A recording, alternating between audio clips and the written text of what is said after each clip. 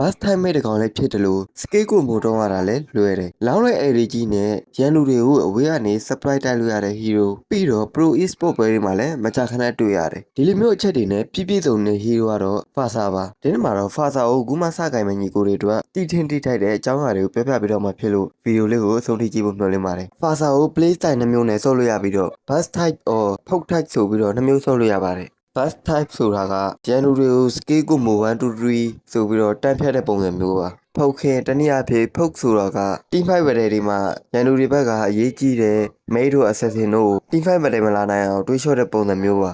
LD ရလို့ Fesa S-Strike ကြီးနဲ့ရန်သူအဝေးကနေလှမ်းပြီးတော့ဒိုင်းမစ်ပေးတဲ့ပုံစံမျိုးပြောချင်တာဖြစ်ပါတယ် Fasa က Lightning Traction Divine Glaive Holy Crystal ဒီလိုမျိုး item တွေနဲ့အလိုက်ဆုံး hero တကောင်လည်းဖြစ်ပါတယ်လောင်းတဲ့ AD ကြီးဖြစ်တာမလို့ရန်သူတွေကိုအနာကတ်ဆရာမလို့ပဲနဲ့အဝေးကနေပဲဒိုင်းမစ်အကိတ်ကြီးတွေပေးလို့ရမှာပဲဖြစ်ပါတယ် Alien လိန်တွားခန်းတဲ့အခါကျရင်လည်း Scale 4တရားငှက်ဖြစ်ပြောင်းပြီးတော့လဲလိန်တလိန်နဲ့တလိန်ကိုအလွယ်တကူတွားလို့ရမှာပဲဖြစ်ပါတယ်Fasa ရဲ့ area stand တစ်ခုမိတာနဲ့ပြတ်သွားမှာဖြစ်လို့ solo run တွေမှာဆော့မယ်ဆိုရင်ရန်သူတွေမှာ stand နေတဲ့အခါမှာဆော့ဖို့လည်းအကြံပေးချင်ပါတယ် Fasa နဲ့အလိုက်ဆုံးဂျူကိုမို hero တွေကတော့ Tyria, Grot, Trizela, Bellery ဒီလိုမျိုး hero တွေကတော့ Fasa နဲ့အလိုက်ဆုံးဂျူကိုမို hero တွေပဲဖြစ်ပါတယ်ခုကြည့်နေတဲ့ညီကိုတွေထဲမှာရောဂျူဆော့တဲ့ brother တွေပါမယ်ဆိုရင်ဒီဗီဒီယိုပြလိုက်ဖို့လည်းအကြံပေးချင်ပါတယ်ဗီဒီယိုလေးကိုလောင်းနေပဲဆုံးတက်ချင်ပါတယ်အဆုံးထိကြည့်ပေးတဲ့အတွက်အားလုံးကျေးဇူးတင်ပါတယ် Fasa ရဲ့ All Star Skin အသစ်ကြီးကိုDiamond 349ရန် normal pass နဲ့ Diamond 599ရန် special pass ဆိုပြီးတော့နှစ်ခုခွဲထားတယ်။ဘယ် pass ဆိုပဲစကင်ရမှာဖြစ်ပေမဲ့